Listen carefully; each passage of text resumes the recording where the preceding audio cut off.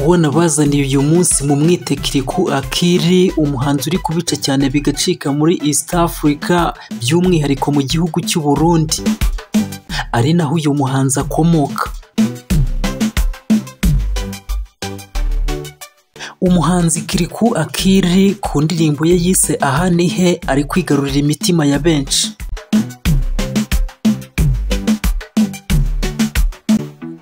Iyi ndirimbo y'umuhanzi Kirikou Akili yise Aha ni he ngo ni indirimbo ya True Story.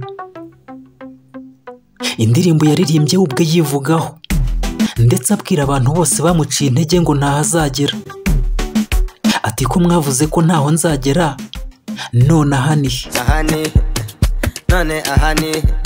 Aha ni hehe?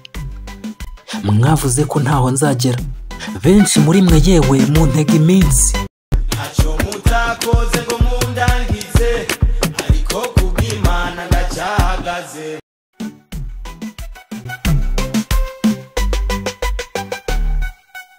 Ese nawe waba ujya ugira abantu bahora baguca intege buri munsi mu byo ukora byose ngo ubireke ntaho uzagera? Abo bantu bariho. Abo bantu bariho cyane ndetse by'umwihariko muri iyi minsi. Abantu iyo babona ufite ibyo urimo ugerageza utekanika ngo urebe ko ejo nawe wagera ku iterambere ku nzozi, batangira kukwanjama kukugabaho ibitero baguca intege. Ariko nyamara ndagira ngo nkubwire ko burya umuntu uzinurwa no kuguca intege nuko ababona ko n'izo ntege uzifite hari icyo umurusha. Mu yandi magambo, abantu b'ubu banga bakanarwanya umuntu uri mu nzira igana ku iterambere, umuntu uri gukora cyane.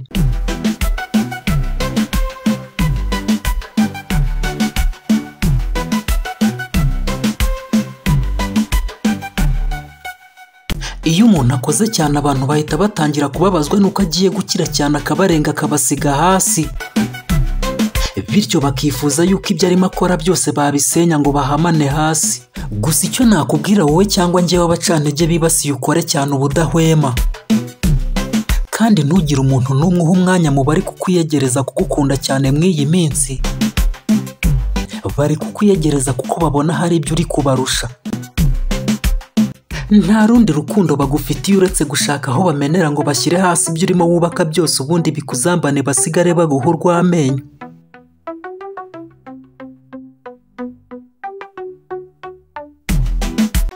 Reka twigarukire kuri uyu musore wacu Kirikou, umuhanzi w'i Burundi. Ni icyegeranyo nabakoreye kuri uyu muhanzi, ngiye kubabwira amwe mu mateka ye ndetse na bimwe mu bigwi byafite by'umwihariko mu muziki.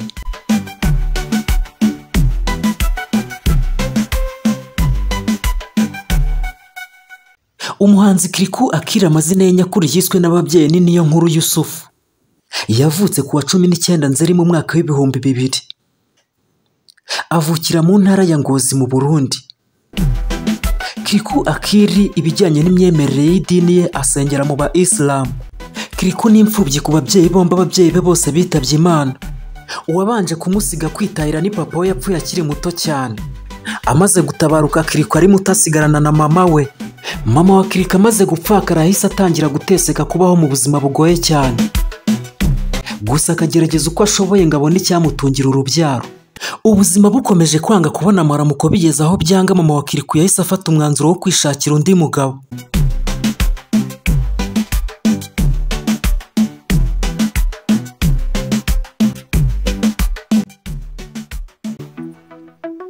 Gusa umugabo wa kabiri wa mama Kirikou yashatse we bisa naho nta n'icyo yamufashije gifatika, nk'uko umuhanzi Kirikou ubwo abyivugira. Mama maze ko wundi mugabo narinciye ubwenge gatoya, kandi navuga ati mbo ndaronsa undi muvyeyi, nubwo papa wanje yantereranye ariko ndaronsa undi muvyeyi, ariko nuko nyene nabiziga siko nabisanze nawe nagiye twabanye yashanyirukana, yahitishijemo mama kugenda cyangwa jewe ngende cyangwa tujyane, amubwira ko atankeneyeho. Urazi umwana w'umuhungu nubwo aba ari mutonya aba ari umuhungu, niko guca ntangura kuba mwibarabara. Ati umugabo wa kabiri wa mama njyewe nkimubona naramwishimiye cyane, numva ko agiye kumbera papa. Ariko natangajwe cyane nuko bwakeye numva ari kubwira mama ko atanyishimiye, atanshaka, ngo nahitemo ngende wasigare bibanira ari babiri, ngo cyangwa niba byanze twese tumuviraho. niyo nkuru Yusufu ari we Kirikou Akili nyuma yo kwangwa no kwirukanwa n'uyu mugabo wa kabiri wa mama we yahise yigira inama yo kwigendera arabahunga. Uko niko niyo nkuru Yusufu uzwi nka Kirikou Akili yisanze ku mihanda y'Ingozi nka Mayibobo, ariho ari kuba yava no kwiga akaba ariho ataha kubera yuko mu rugo yari yarirukanwe.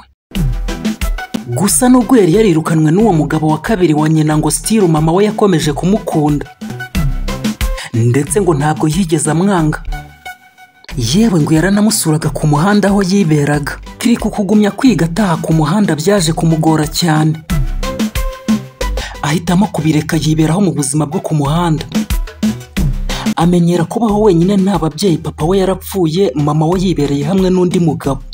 Kirikou mu mihanda y'Ingozi aho yiberaga ku muhanda hariho inshuti zimwe na zimwe nziza yahungukiye, by'umwihariko ngo umubyeyi witwa Josephine wakundaga kumuba hafi kumuhumuriza. Uwo mubyeyi ni ukuri yarakoze cyane. Kirikou akunze kumugarukaho akenshi amushimira mu biganiro bitandukanye n'itangazamakuru.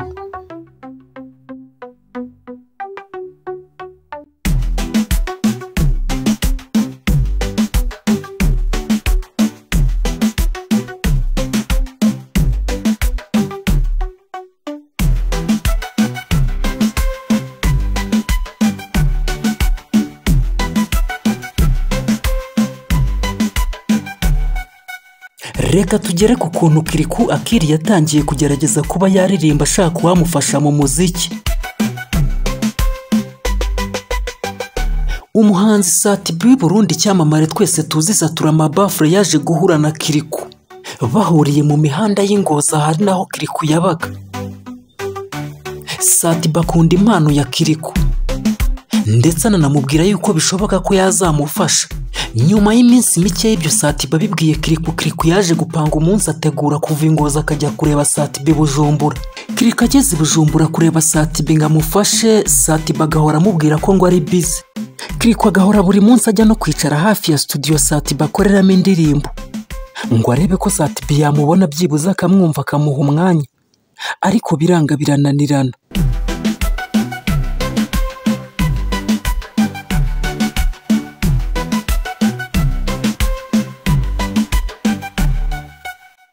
Kirikou amaze kubona ibyo gufashwa na Sat-B byanze, yahise afata umwanzuro wo kuva i Bujumbura akisubirira Ingozi muri bwa buzima bwo ku muhanda. Gusa nubwo Kirikou yari asubiye Ingozi ntabwo yari asubiye yabikunze, yasubiranye y'agahinda kubera ukuntu Sat-B yamwirengagije kandi yari yiteze ko hari icyo azakora ku mpano ye akamufasha kuba yamenyekana.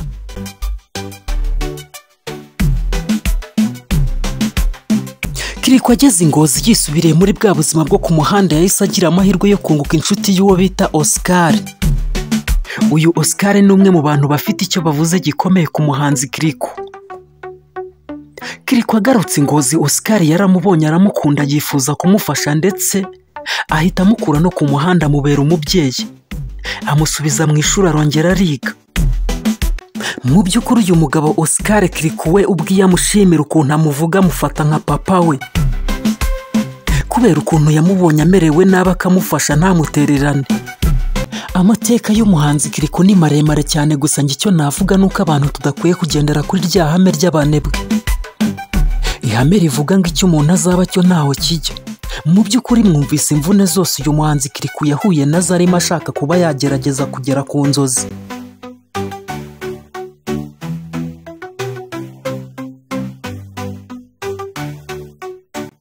Isomo ririmo twese dushatse twakuramo nuko icyo umuntu ashaka kuba cyo burya aba agomba kugiharanira, ukagerageza impande zose zishoboka ukagerayo, haba ko ubuzi bagira icyo bagufasha cyangwa aho uzi basi wakora byibuze ukanabona igiceri cy'ijana rimwe gusa, kuko burya baravuga ngo nta faranga ry'umunyagara ribaho.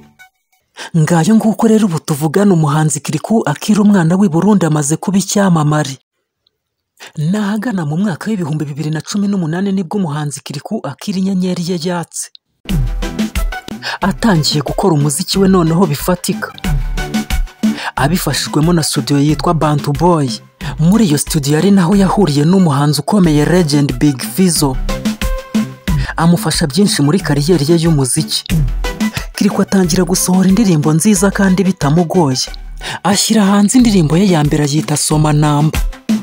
indirimbo irabimukorera cyane, abantu kuva mu mpande nyinshi z'igihugu cy'u Burundi indirimbo barayimenya ndetse batangira kuyiririmba no kuyiceza henshi mu tubyiniro mu gihugu. Na wakuna mnapowashwa Kiriko arakomeza gukora cyane indirimbo nyinshi kandi nziza kugeza na n'ubu.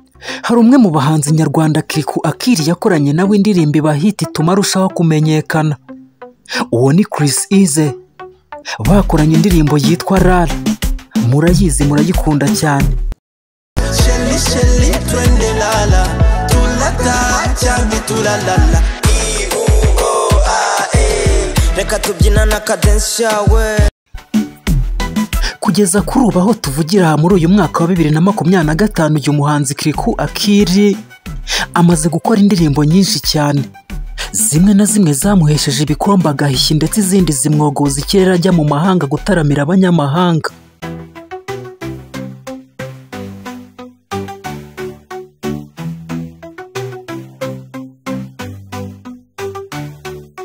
Kiriko Akili amaze kugera ku rwego rushimishije aho nawe abyivugira mu ndirimbo ye y'isahani hatinda bamenyesha ko mbarenze muri no minsi. Umuhanzi Kiriko Akili aherutse kuza mu Rwanda gutaramira abanyarwanda mu gitaramo yatumiwemo cyateguwe na Kigali Protocol. Iki gitaramo Kiriko yari yagihuriyemo n'abandi bahanzi nyarwanda harimo Yampano, Davis D, Diezdora, Bushari ndetse tutibagiwe na DJ Brian. Guys, igitaramo rero cyaje kuvukamo ikibazo gikomeye kuri stage y'umuhanzi Kiriko w'i Burundi arimo aririmba ibura ry'amajwi mu byuma biraceceka. Mwabantu mwiceceka ry'amajwi mu byuma ntibivuge Kiriko ari kuri stage ageze ku ndirimbo ya Hani he.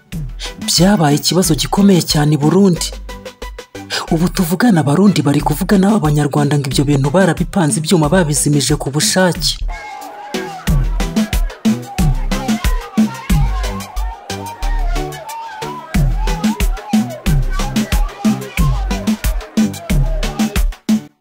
Ariko se koko ubundi ibyo bintu Abanyarwanda babikora? Mu by'ukuri ibyo bintu ngewe ntekereza ko nta n'uwabitinyuka, kuko iterambere ry'Umurundi burya ni naryo ry'Umunyarwanda cyane ko tuvuga n'ururimi rumwe. Ahatumiwe Umurundi hatumirwa n'Umunyarwanda nta kabuza. None nshuti bavandimwe Barundi rero mukomeje kuvuga ngo Abanyarwanda barabanga babazimirijeho ibyuma Kiriko arimo aririmba ibyo bintu ntabwo ari byo, ntabwo ari ukuri pe. Mbese ubundi Kiriko we nyir'ubwite ibyo bintu byabayeho abivugaho iki? Reka twumve icyo abivugaho.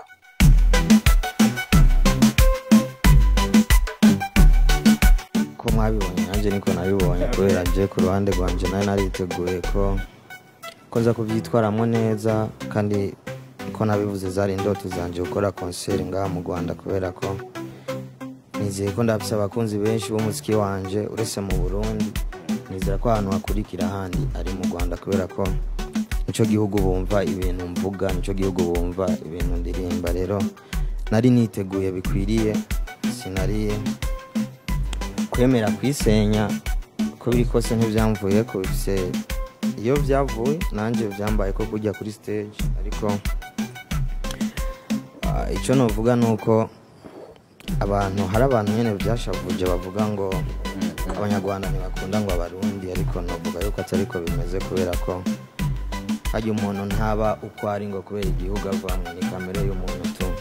Rero nje nibaza ko ari abantu bankupiye ko sound, nibaza ko abantu bankupiye ko sound, ariko bitavuze ko Abanyarwanda banka Abarundi. Ariko hari abantu bafise iyo myumvire yo kumva yuko bakwiye gushira umuririmbyi w'Umurundi hasi ngaha, ariko nibaza ko baba bibesha kubera ko nyimba Umurundi ateye imbere ujya n'Umunyarwanda bafise amahirwe menshi yo gutera imbere, kubera ko nyimba hari umuzungu uyumviriza aha nihe dufise amahirwe menshi yuko ashobora kumenya Kirundi, kandi umuzungu amaze kumenya Kirundi n'ikinyarwanda azokivuga. Rero abo baba bikora kugira bashira abarimvyi b'Abarundi hasi, nibaza yuko bo bikosora, kandi kuba biba byabaye ntabwo ari ikosa kubera ko ibi bintu dukora nta hantu na hamwe twabyize. Hari n'igihe uba wumva umengo biri professional gufata umurundi murimbyi wo hanze ukamushira hasi, kumva umengo uwiwanyu uza guca bimushira hejuru. Rero nibaza ko ataho twabyize no kubandanya twiga, ariko nibaza ko ikibazo kirafise ahantu kivuko biri kose kubera ko ni ivyuma nk'ivyo faburi byari umurundi ashikiriwe kuririmba cyangwa ugasanga ni ivyuma vyo ngaha tutahuje sinzi yashoboka nimwiyumvire na DJ Bisos iki kibazo cya Krika kivuga aha ni n'umwana ukivuka arimo arayiririmba no namwe araje hano arakoze namwe ahubwo nawe wacurangaga oya ntabwo ari byo acurangaga umva ngubwire sabe buriya nta kintu ya mu DJ warundi bamufashe oya no se wibaza ko DJ ari kintu yakoze twabimenya gute none se wabwirwa niki ko DJ bavyumvikanye n'uriye n'umuhanzi none kugira ngo batwike ibaza wereka ngurugero rutoya iyo ayicuranga ahaniye agasoza mwari kuyivuga nungu ntago tube ntango mbikubajije na guri wala yes hari abantu bazi gukora ico bita base oya Kiriko n'umwana ntago bire nabitekereza icyo nicyo DJ Bisoso wabivuzeho niko yabibonye gusa iby'ibi byuma ntiharamenyekana nyamukuru impamvu yabiteye guceceka ariko ngiyewe icyo navuga nuko twakwirinda kugumya kuvuga dusa n'abatunga agatoki dushinze abantu bamwe na bamwe ngo nibo babikoze kuko ushobora gusanga butekereza ko aribo babiri inyuma atari nabo ahubwo ari indi mpamvu utazi nta mpamvu n'imwe yatuma hatabaho gushyira hamwe hagati y'abarundi n'abanyarwanda kuko twese turi umwe tuvuga ururimi rumwe kandi n'abahanzi bacu bose turabashyigikiye tubari inyuma turabakunda cyane mwakoze mwe twabanye muri kino kiganiro icyegeranyo cy'amateka y'umuhanzi w'i Burundi Kiriku Akiri ntimugende mudakoze subscribe kuri Sky Samrat Films